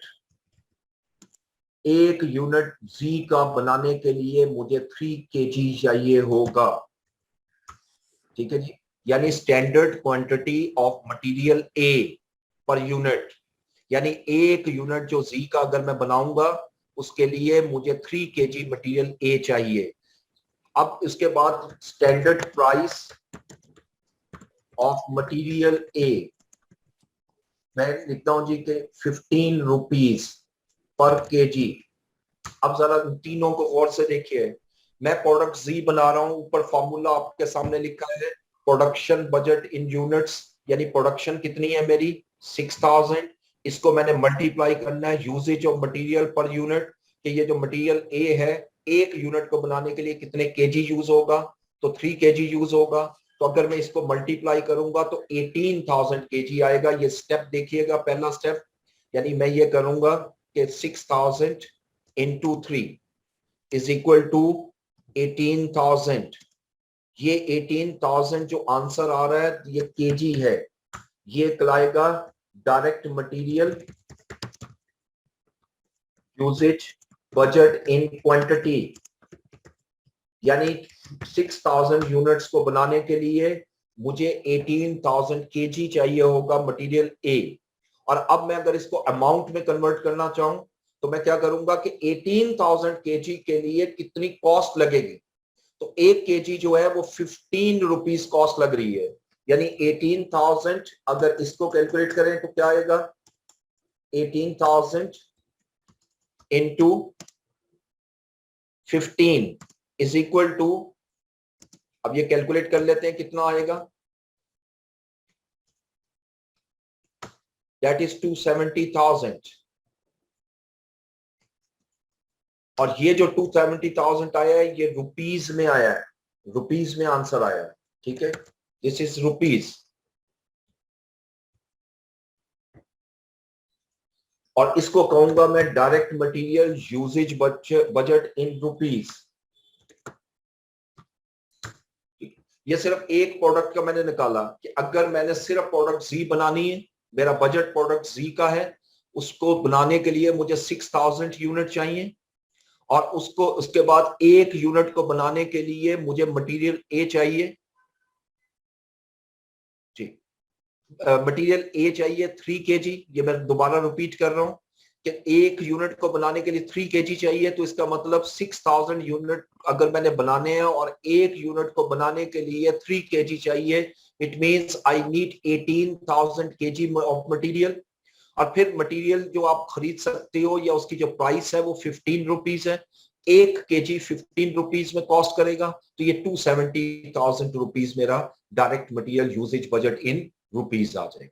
जो ऊपर मैंने कैलकुलेट किया ये इन क्वांटिटी। अब ये एग्जामिनेशन पे डिपेंड करता है, एग्जामिनर पे डिपेंड करता है कि आपको ये बजट क्वांटिटी में रिक्वायर कर रहा है या रुपीज में, ये दोनों में हो सकता है।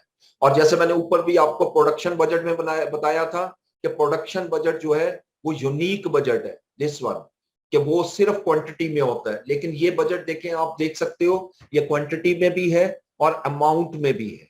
ठीक है जी। अच्छा, अब मैं इसको फर्दर एक्सप्लेन करता हूं, ये रिवाइज भी हो जाएगा जरा एक एग्जांपल लेके। इसमें 2 एग्जांपल लूंगा, एक थोड़ी सी सिंपल एग्जांपल और एक जरा कॉम्प्लेक्स एग्जांपल।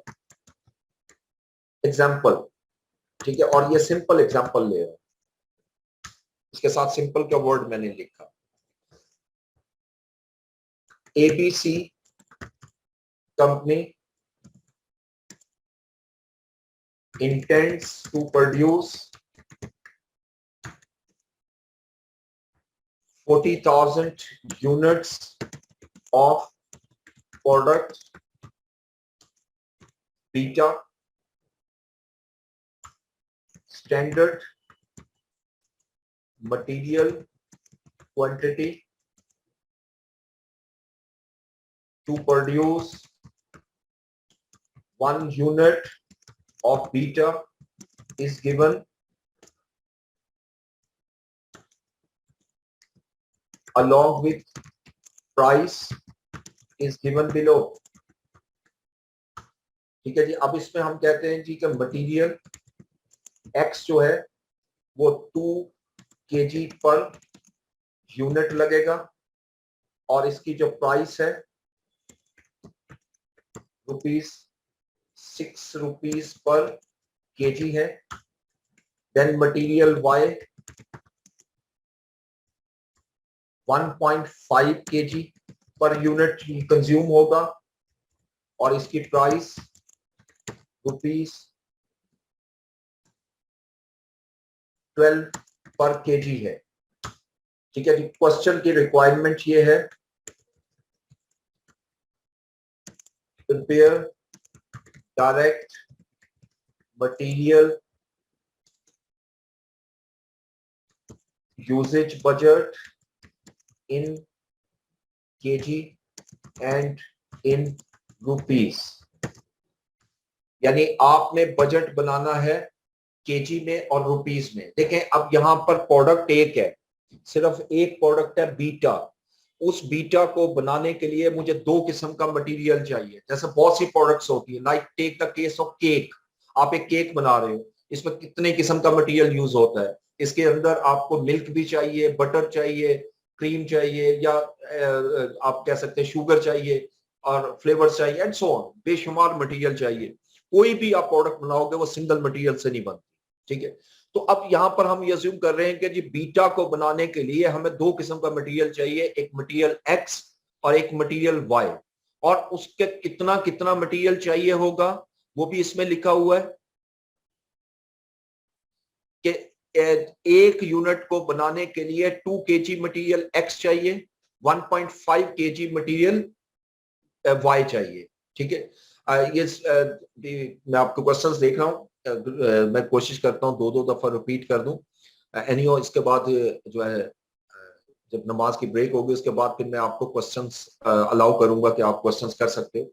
तो प्लीज फिलहाल कॉन्सेंट्रेट कीजिएगा जो मैं कहना चाह रहा हूँ। एक बार फिर रिपीट कर रहा हूँ कि एक यूनिट को बनाने के लिए बीटा के मुझे मटेरियल X भी चाहिए, 2 kg मटेरियल X और 1.5 kg मटेरियल Y, और उनकी प्राइसेस और कॉस्ट हमारे पास गिवन है। एक की प्राइस 6 रुपीस है और एक की प्राइस 12 रुपीस है। अब हमने इसका बजट बनाना है direct material usage budget in quantity, यानी mean in KG and in rupees. अब जब मैं सॉल्व करूंगा यहां पर तो हम एक टेबल बनाएंगे उसकी तरह, और यहां लिखता हूं डायरेक्ट मटेरियल यूसेज बजट। अब इसमें हमारे पास दो मटेरियल, तो मटेरियल वाइज बनेगा। पहले हम मटेरियल लिखेंगे और मटेरियल लिखने के बाद हम यहां पर दोनों मटेरियल लिख लेते हैं, एक्स और वाई।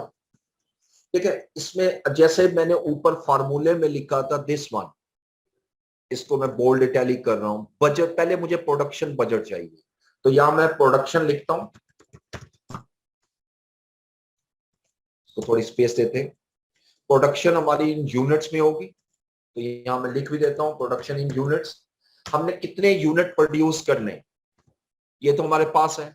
क्वेश्चन के मुताबिक we have to produce 40,000 unit of beta, तो ये 40,000 मैंने यूनिट बीटा के बनाने हैं, दोनों जगह मैं 40,000 लिखता हूं। अब 40,000 यूनिट को लिए मुझे क्वांटिटी चाहिए पर केजी, यानी एक पर यूनिट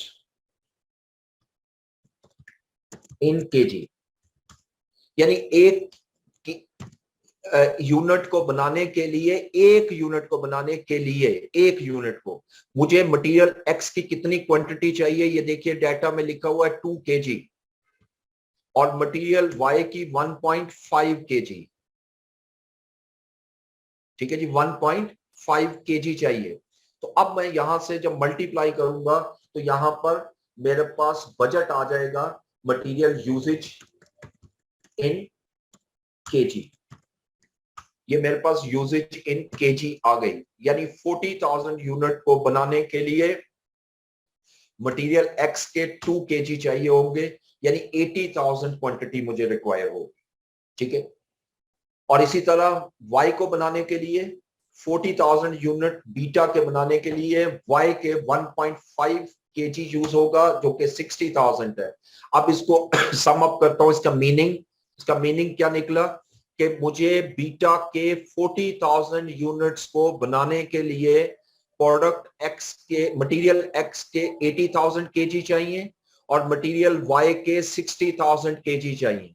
ठीक है, तो ये तो आ गया मटेरियल यूजेज बजट। और अब मैं इसको अमाउंट में जब कन्वर्ट करूंगा तो प्राइस पर केजी लेता हूं। अब प्राइस पर केजी हमें दी हुई है क्वेश्चन में, जो मटेरियल एक्स है उसकी प्राइस 6 है, मटेरियल वाई की प्राइस 12 है। जब इसको मल्टीप्लाई करूंगा तो that is usage budget in rupees. तो ये जो मैं इसको हाईलाइट कर रहा हूं, पहले इसको कर रहा हूं दिस वन येलो कलर से, और रेड भी कर देता हूं। ये मेरा पहला बजट है जिसको क्वांटिटी बजट कहेंगे, और ये जो मैं अब बना रहा हूं this one is the second budget, जो कि रुपीस में होगा। अब ये कैसे निकलेगा, देखिए 80,000 kg मुझे यूज करने हैं और 1 kg कितने में आएगा, 6 रुपीस, तो ये बनेगा 480,000। इसी तरह B 60,000 into 12 that is equal to 720,000, यानी मटेरियल एक्स मुझे 480,000 का चाहिए, मटेरियल वाई 720,000 का चाहिए, तो मेरा टोटल बजट जो है वो मटेरियल कॉस्ट बजट जो है वो 1.2 मिलियन आ जाएगा। ठीक है, तो this is a very simple question, बहुत सिंपल ये कैलकुलेशन है। एक दफा फिर रिपीट करूंगा, डाटा को गौर से देखिए। ABC company intends to produce 40,000 units of beta. 40,000 unit आपने प्रोड्यूस करने हैं बीटा के, और एक यूनिट को बनाने के लिए आपको मटेरियल एक्स चाहिए 2 kg, जो कि 6 रुपीस पर केजी कॉस्ट करता है।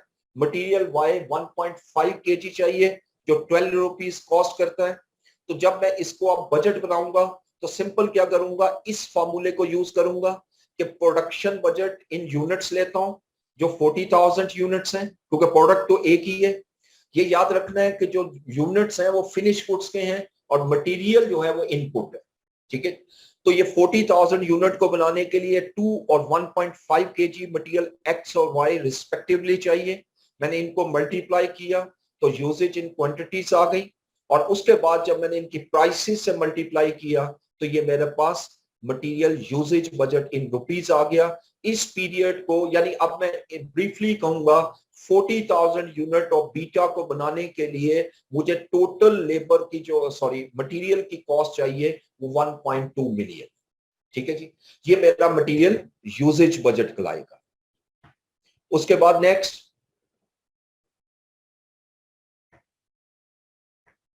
हम मूव करेंगे एक और एग्जांपल की तरफ, और ये जरा अब मैं थोड़ी सी इसको कॉम्प्लेक्स एग्जांपल का नाम देता हूं। इसके अंदर कुछ चीजें ज्यादा ऐड कर रहा हूं। ABC company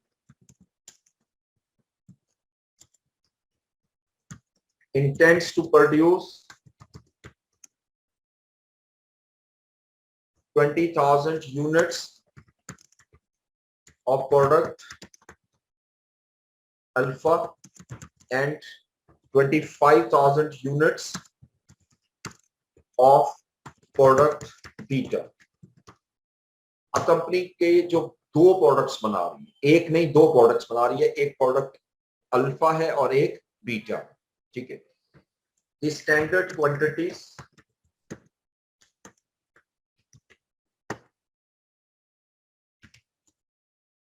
and prices to produce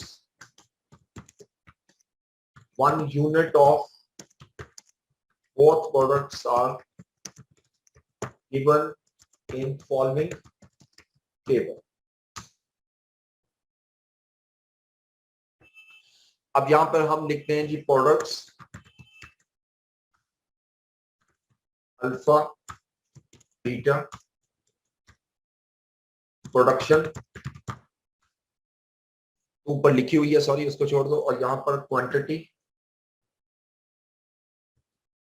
material A, quantity material B.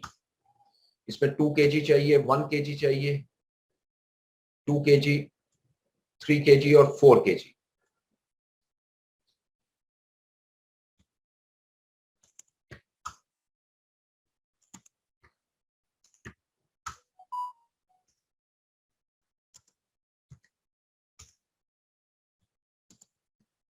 ठीक है जी, और standard price of material A ₹10 and B ₹5 respective. ये सारा मैंने डाटा आपके सामने लिखा। अब हम इसकी रिक्वायरमेंट में लिखते हैं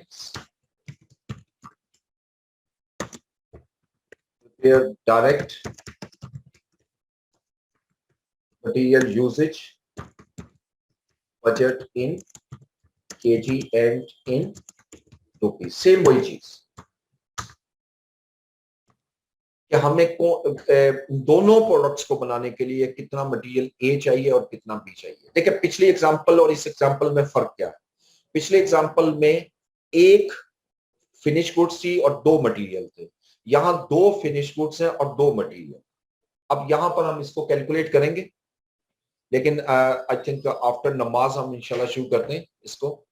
आप जरा नमाज ब्रेक ले लें 10 मिनट के लिए। रिकॉर्डिंग ऑफ कर दीजिएगा, पॉज कर दीजिएगा प्लीज।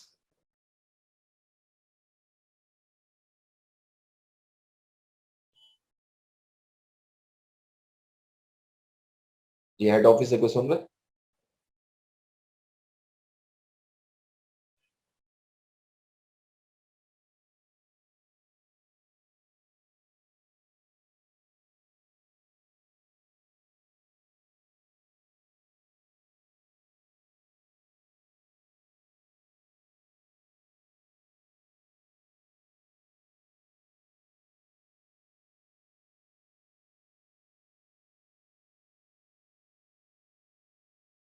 ओके, अच्छा मैं डिफरेंट सिटीज में हैं स्टूडेंट्स, तो उस वजह से अभी यहाँ पे अजान शुरू हो जाती है।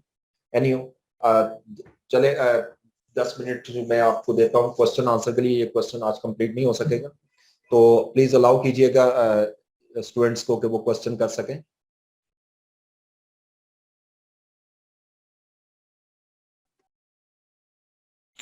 अस्सलामुअलैकुम सर। वालेकुम अस्सलाम।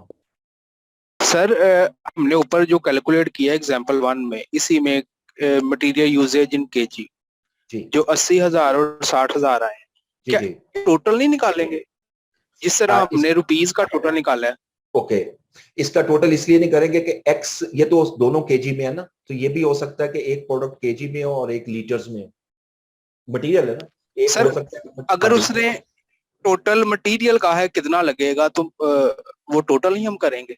नहीं, वो प्रोडक्ट वाइज बताएंगे कि एक्स 80,000 लगेगा और वाई 60,000 लगेगा, उसको टोटल नहीं ठीक है करेंगे। सर, ठीक है थैंक यू सर। जी, प्लीज और कोई क्वेश्चन?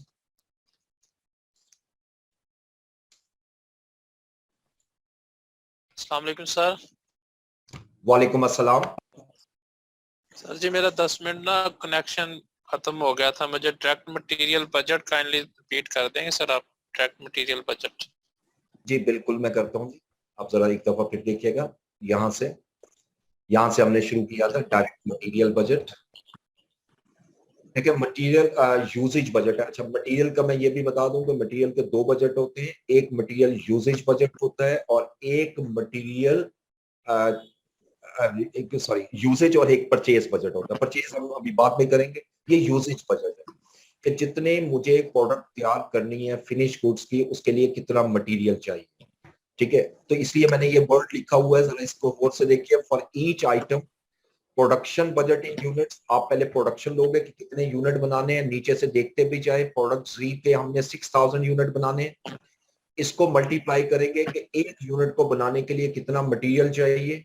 जैसे 3 केजी चाहिए तो इट मींस 18,000 जो केजी है वो मुझे मटेरियल रिक्वायर होगा, और एक मटेरियल की प्राइस जो है वो क्या है 15 रुपीज, उससे मल्टीप्लाई करूंगा तो that is a material usage budget. ठीक है जी। तो ये जो अगली अगली एग्जांपल एक दफा जब मैं ये शेयर करूंगा आपके साथ शीट, तो आप एक दफा देखेंगे इंशाल्लाह, मुझे उम्मीद है कि ये समझ आ जाएगी। और कोई thank you sir. Question? Sir जी, अस्सलाम वालेकुम अस्सलाम। सर। लेक्चर के स्टार्ट में थोड़ा कनेक्टिविटी का मसला है तो काइंडली शीट 1 को थोड़ा सा रिव्यू दे देंगे। जी थैंक यू। देखिए, शीट 1 में हमने थोड़ा सा डिस्कस किया था बजटिंग प्रोसेस क्या होता है, बजट क्या होता है। अब मैं जरा थोड़ा सा ब्रीफली इसको एक्सप्लेन करता जाता हूँ कि बजट जो है वो बेसिकली एक ऐसा प्रोसेस होता है जिसके अंदर हम रिसोर्स एलोकेट करते हैं, यानी हम ये एस्टिमेट लगाते हैं कि हमारा अगले साल कितनी कॉस्ट लगेगी, कितना रेवेन्यू जनरेट होगा, कितने रिसोर्सेज एलोकेट करने हैं, और ये आमतौर पे एक साल का होता है, इसको हम बजट कहते हैं। ठीक है, उसके बाद हमने ब्रीफली डिस्कस किया था कि बजट और फोरकास्ट में फर्क क्या होता है। तो फोरकास्ट को अगर मैं ओवरऑल बात करूं तो फोरकास्ट जो है ना वो बेसिकली बेसिस प्रोवाइड करती है बजटिंग के लिए। Forecast is not a planned activity, यानी ये सिर्फ एक एस्टिमेशन है, लेकिन ये होती फैक्ट्स एंड फिगर्स पे है। और उसके बाद बजटिंग जो है वो आपकी प्लान्ड एक्टिविटी है। अब जो एस्टिमेट्स आपने किए हैं उन एस्टिमेट्स को उस प्लान पे आप इंप्लीमेंट करोगे, उसके साथ अटैच करोगे और एक क्वांटिटेटिव वैल्यू कैलकुलेट करोगे which is known as budget. ठीक है, मिसाल के तौर पे आप ये कहते हो जी फोरकास्टिंग में कि जी हम ये एनालिसिस करना चाहते हैं कि डिफरेंट कंपेटिटर्स की क्वालिटी ऑफ प्रोडक्ट को देखते हुए कि क्या प्राइस मार्केट में फेवरेबल है हमारे लिए, तो हम एक प्राइस डिटरमिन कर लेते हैं। अब जब बजट बनाएंगे तो उन्हीं उसी प्राइस को हम मल्टीप्लाई करेंगे बजटेड यूनिट से, तो ऑटोमेटिकली वो बजट आ जाएगा। तो बजट जो है वो प्लान्ड एक्टिविटी है, ये टारगेटेड वैल्यू है, और इसको हमें एक टूल के तौर पर यूज किया जाता है as a budgetary control technique कहते हैं इसको। ठीक है, बजटरी कंट्रोल। अब बजट के जो 5 बेसिक पर्पसेस हैं उसको हम ब्रीफली डिस्कस करते हैं, और 3 तो मैं पिछले लेक्चर्स में भी डिस्कस कर चुका हूं। प्लानिंग क्या होती है, किसी भी काम को करने से पहले आप जो अपने एक पूरा सेट प्रोसीजर बनाते हो कि इस काम को कैसे किया जाएगा, एक लाइक चार्ट सा बनाते हो, फ्लो चार्ट सा, माइंड में एक स्केच क्रिएट कर लेते हो, that is known as planning. ठीक है, लेकिन planning should be a formal, ये तो इनफॉर्मल बात कर रहा हूँ, फॉर्मल होनी चाहिए। सेकंड कंट्रोल आता है कि अब कंट्रोल नॉर्मली क्या होता है कि हम बजटेड रिजल्ट जो एक्चुअल रिजल्ट्स आते हैं उसको बजट के साथ कंपेयर करते हैं और देखते हैं कि ये डिफरेंस क्यों आया। और इसमें हमने थोड़ा सा ब्रीफली डिस्कस किया आज कि इसमें 2 अप्रोचेस यूज होती हैं, एक फीडबैक कंट्रोल और एक feed forward control. Feedback control क्या होता है, किसी काम को करने के बाद जब उसके रिजल्ट आते हैं उसको जब कंपेयर करते हो, that is a feedback. Feed forward approach क्या होता है कि रिजल्ट आने से पहले वेल इन एडवांस एंटिसिपेट करते हुए बजट के अंदर वो चेंजेस ले आते हो, तो that is feed forward approach. ठीक है, अब अगर डिसीजन मेकिंग क्या है, तीसरा हमारा जो पर्पस है बजट का वो डिसीजन मेकिंग है कि जब आप बजट प्रोसेस में से गुजर रहे होते हो, बजट बना रहे होते हैं, तो हमें बहुत से ऐसे फैक्टर्स नजर आते हैं जिस पर डिसीजन मेकिंग की जरूरत होती है। बजाय ये कि हम बाद में डिसीजन ले, एट दैट टाइम डिसीजन लेना हमारे लिए ज्यादा फेवरेबल हो जाता है। और इसमें हमने ये भी थोड़ा सा ब्रीफली डिस्कस किया था कि 3 टाइप के हमारे डिसीजन होते हैं। एक हमारा होता है स्ट्रेटेजिक लेवल का, जिसको टॉप लेवल मैनेजमेंट डिसीजन कहते हैं, और सेकंड जो है वो हमारा टैक्टिकल होता है, जो मिडिल लेवल मैनेजमेंट, और ऑपरेशनल जो है वो लो लेवल मैनेजमेंट, जो कि डेली बेसिस पर डिसीजन लेती है। रिसोर्स एलोकेशन क्या है कि अब आपने जब बजट बनाया, बजट में कॉस्ट और रेवेन्यू जब आपने आइडेंटिफाई किए, जस्टिफाई किए कि ये होना चाहिए, अब उन रिसोर्स के लिए क्या क्या रिसोर्सेज एलोकेट करने हैं, that is also a purpose of budget. और आखिरी और बहुत इंपॉर्टेंट ये है कि होल बजट प्रोसेस जो है ये इसलिए बनाया जाता है ताकि डिफरेंट डिपार्टमेंट्स जो होते हैं आपके, उसके दरमियान एक कोऑर्डिनेशन क्रिएट हो सके और बजट को सही तरीके से आप कम्युनिकेट कर सकें। ठीक है जी, ओके जी। अच्छा, उसके बाद तो हमने फिर डिस्कस किया था कि बजट क्या होते हैं, ये जैसे ये तो साथ साथ आप सीख लेंगे। ठीक है, कि ये जो बजट हमने बनाने शुरू किए हैं ये तरतीब से ही हम करेंगे इंशाल्लाह, ये आप पढ़ेंगे आपको समझ में आ जाएगा। और कोई क्वेश्चन? सर ये लास्ट लेक्चर में आपने जो फर्स्ट मेथड करवाया था मूविंग एवरेज, जी सर उसमें मेरा एक क्वेश्चन था जी सर, वो जो आपने उसको 4 क्वार्टर मूविंग टोटल को जो 4 पे डिवाइड किया था सर, वो तो रिस्पेक्टिव क्वार्टर का आया था, और सर फिर आपने उसका एवरेज लिया सर, वो जो 45.88 वैल्यू हुई है सर, वो थोड़ी वो समझ नहीं आई, वो जो ट्रेंड लाइन में थी। ओके, एक मिनट दीजिएगा, मैं पिछली फाइल ओपन करता हूं।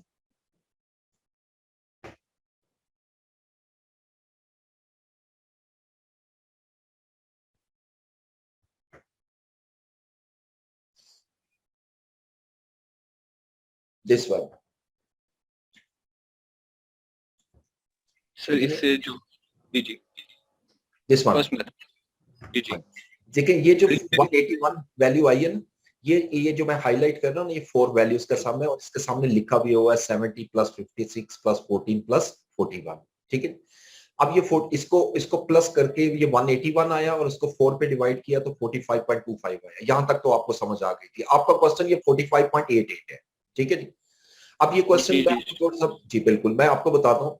बेसिकली होता यह कि जब मैं ये वैल्यू कैलकुलेट करता हूँ ना, ये देखिएगा ये वैल्यू ना सेकंड क्वार्टर की है ना थर्ड क्वार्टर की, ये तो मुझे वो वैल्यू चाहिए जो किसी स्पेसिफिक क्वार्टर को रिप्रेजेंट करती हो। तो इस वजह से अब मुझे इसकी दोनों की एवरेज लेनी पड़ेगी, यानी 45.25 ये देखिएगा यहाँ वर्किंग भी हुई है, प्लस 46.50 डिवाइडेड बाय 2। जब इसको मैं सेंट्रल वैल्यू कैलकुलेट, इसको सेंट्रल वैल्यू भी कहते हैं, जब सेंट्रल वैल्यू कैलकुलेट करूंगा तो ये 45.88 आएगी। और अब ये जो 45.88 है ये एग्जैक्टली थर्ड क्वार्टर को रिप्रेजेंट करती है, इस वजह से हम करते हैं इसको। तो सर ये इसमें पहले 2 क्वार्टर्स और ये 2020 के लास्ट 2 क्वार्टर्स, इसमें सर वो शामिल क्यों नहीं है? नहीं, इसमें देखें जो ये वैल्यू है ना, ये इन दोनों का सेंटर 45.88 है, फिर इन दोनों का सेंटर जो है वो 47 है। इसी तरह मूव करते जाएंगे ना, मूविंग एवरेज कहते हैं इसको, इसलिए इन दोनों को प्लस करके एवरेज करेंगे तो ये वैल्यू आएगी, इस तरह ये मूव करते जाएंगे। ठीक है, तो ये जो आखिरी वैल्यू, इसके बाद की वैल्यू इसलिए नहीं आएंगे कि अब ये जो वैल्यू आई है 49.63 वो इन दोनों की एवरेज है, इन दोनों की। ठीक है, अब इसके बाद जो वैल्यू इसलिए नहीं आई कि मुझे ये 2 वैल्यूज चाहिए और अगली वैल्यू है कोई नहीं, इस वजह से हम जहां तक मेरे पास वैल्यूज है बस वहां तक कैलकुलेट करूंगा, इससे आगे नहीं बढ़ सकता। ठीक है सर, मेरी थोड़ी कंफ्यूजन ये थी कि जब आप इसको 4 पे डिवाइड करें तो सर वो रिस्पेक्टिव क्वार्टर की वैल्यू नहीं आ जाएगी? नहीं, रिस्पेक्टिव की नहीं आती, ये एवरेज होती है 4 क्वार्टर की। और ये जो वैल्यू आ रही है ये देखें, मैं अगेन वही बात करूंगा कि ये किसी भी स्पेसिफिक क्वार्टर को रिप्रेजेंट कर ही नहीं रही, ये है एक क्वार्टर की और मुझे चाहिए भी एक क्वार्टर की, क्योंकि क्वार्टर वाइज मैंने फोरकास्टिंग करनी है। तो सर ये बेसिकली ये जो 45.22 है ये बेसिकली आप ये कहना चाह रहे हैं कि 2 और 3 क्वार्टर का ये सेंटर पॉइंट है? जी 2 और 3 का सेंटर पॉइंट है, लेकिन ये 4 क्वार्टर की एवरेज को रिप्रेजेंट कर रहा है। सर ये थोड़ा मिक्सअप हो रहा है। अच्छा, तो मैं थोड़ा सा फिर एक दफा फिर बताता हूँ। देखो ये जो वैल्यू है ना, इसको 181 को हम छोड़ देते हैं, डायरेक्ट इसकी तरफ आते हैं 45.25। बेसिकली आपके 4 डिफरेंट क्वार्टर 4 सीजन को रिप्रेजेंट कर रहे हैं, ठीक है, और चारों में ट्रेंड डिफरेंट है, 70, 56, 14, 41। उसके बाद फिर ट्रेंड चेंज हो जाता है। तो मैंने क्या करना है, इन चारों को एवरेज करना है। जब एवरेज करूंगा तो इन 4 को प्लस करके जब 4 पे डिवाइड करता हूं तो इन 4 का सेंटर जो है ना वो एग्जैक्टली 2 और 3 के दरमियान में आता है। अब ये जो 45.25 है ये 1 क्वार्टर की वैल्यू है, बिल्कुल 1 क्वार्टर को रिप्रेजेंट कर रहा है, लेकिन ये 1 to 4 की एवरेज है, ठीक है। ट्रेंड बनाने के लिए हम करते हैं ना, इसको हम डी सीजनलाइज्ड वैल्यू कहते हैं। क्योंकि आपके जो कोर्स में बहुत डेप्थ में नहीं है, तो इसलिए मैं थोड़ा सा इसको ब्रीफली एक्सप्लेन कर रहा हूं कि ये एक क्वार्टर की वैल्यू है, लेकिन ये किसी क्वार्टर के सामने रिप्रेजेंट नहीं होगी, इस वजह से हम इसको सेंटर करते हैं फर्दर।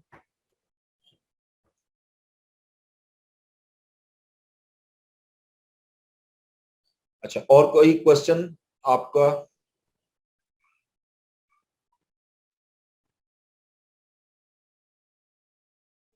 अच्छा सर जी ये शीट शेयर हो जाएंगी ना सर, आज वाली भी दोनों ग्रुप में?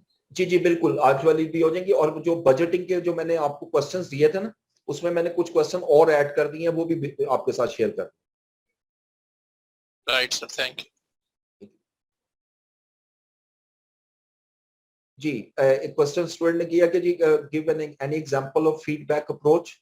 देखिए सिंपल एग्जांपल इसकी ये कह लें कि आप किसी भी आपने एक, मैंने अभी एग्जांपल दी थी कि जैसे यूनिट बना रहे हो आप, 10 यूनिट्स बना रहे हैं और उसके लिए आपने बजट रखा कि 500 कॉस्ट लगेगी। आपने 10 यूनिट बना लिया लेकिन कॉस्ट 500 नहीं लगी, 510 लगी। तो ये जो आप फीडबैक ले रहे हो, ये कितनी कॉस्ट लगनी चाहिए थी और कितनी लगी, इसी अप्रोच को हम फीडबैक अप्रोच कहते हैं। और इसके बाद फिर आगे एनालिसिस शुरू होता है कि ये क्यों आया, ये रीजन क्या है, वो एक अलग इशू है, उसके बाद हम मूव करते हैं उसकी तरफ, ठीक है। और कोई क्वेश्चन जी? अस्सलाम वालेकुम सर। वालेकुम सलाम। सर मेरा क्वेश्चन था लास्ट क्लास के हवाले से, can I ask? Sure sure. Sir आपने मूविंग एवरेज मेथड करवाया था, उसमें ट्रेंड लाइन बनाई सर, उसमें आपने शुरू के 2 क्वार्टर्स और एंड के 2 क्वार्टर्स में आपने ट्रेंड लाइन उसकी नहीं किया, ऐसा क्यों? जी बेसिकली ये होता है कि इसी को जो ये ट्रेंड बनता है ना, फर्स्ट और लास्ट वाली जो कैलकुलेटेड वैल्यूज होती है यहां से लेकर यहां तक, ठीक है, इन वैल्यूज को हम एक चार्ट में लेके जाते हैं और एक ट्रेंड लाइन बनाते हैं इस तरह। अब ये ट्रेंड लाइन डेफिनेटली यहां से शुरू होगी, यहां से लेकर यहां तक जाएगी। अब जब ट्रेंड लाइन बनाऊंगा तो उसी लाइन को मैं एक्स्ट्रापोलेट कर सकता हूं for the purpose of forecasting. Basically ये लाइन सिर्फ एक हमें लीनियर रिलेशन चाहिए, नॉन लीनियर नहीं चाहिए। ये जो डाटा अभी हमने कैलकुलेट किया है ट्रेंड लाइन का, ये नॉन लीनियर है, इसको लीनियर में कन्वर्ट करना है। क्योंकि इसका अगला पार्ट हमारे सिलेबस में नहीं था इसलिए मैंने छोड़ दिया। मैं आपको थोड़ा सा बता देता हूं, आपके क्वेश्चन के मुताबिक लास्ट वैल्यू 49.63 है और पहली वैल्यू 45.88 है।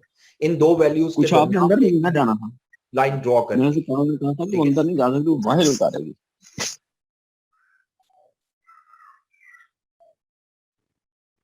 जी प्लीज।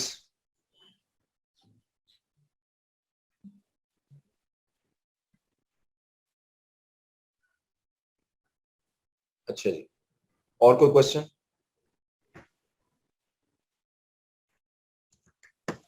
सर एक क्वेश्चन और था। जी जी सर सेमी वेरिएबल और स्टैक फिक्स्ड कॉस्ट की सही डिफरेंशिएट आप कर देंगे? सही इन दोनों के बीच डिफरेंशिएट समझ नहीं आ रहा था सही। ओके, दोनों एक जैसी लग रही हैं। अच्छा जी, मैं आपको थोड़ा सा एक्सप्लेन करता हूँ।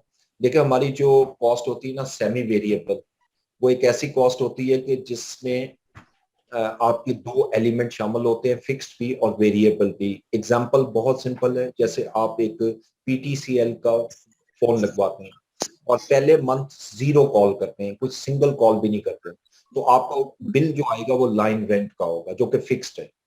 आप उसके बाद आप जितनी कॉल्स करेंगे पर कॉल के हिसाब से आपका जो रेट है वो बढ़ता जाएगा, वो वेरिएबल पोर्शन है। इस कॉन्सेप्ट को हम कहते हैं सेमी वेरिएबल कॉस्ट, ठीक है जी। सेमी वेरिएबल कॉस्ट में अब मेरे पास वो ये नहीं है, तो अदरवाइज मैं चार्ट बना के दिखाता सिंपल। तो लेकिन दूसरी तरफ अगर मैं स्टेप कॉस्ट की बात करूं तो step cost by nature fix cost है, वो एक सेम रहेगी। यानी उसको अगर मैं इस तरह शो करूं यहाँ पर, तो फिक्स कॉस्ट है, जैसे यहाँ से मैं यूनिट बनाना शुरू कर रहा हूँ, यहाँ तक मेरी कॉस्ट फिक्स होगी, ये जो लाइन ड्रॉ की।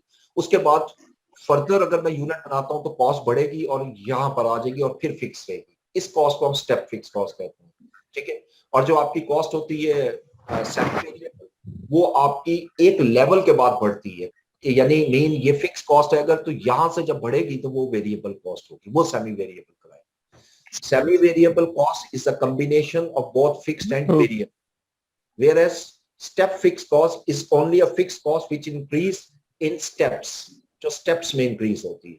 एग्जांपल मैंने दी थी, अगर आपकी पॉलिसी है कि 10 वर्कर्स पर एक सुपरवाइजर होगा, तो अगर आप इस वक्त आपके 10 वर्कर्स हैं और एक सुपरवाइजर है, आप 3 वर्कर्स या 4 वर्कर्स और रखते हैं, यानी 14 वर्कर्स हो जाते हैं, तो अब आपको एक सुपरवाइजर भी हायर करना पड़ेगा।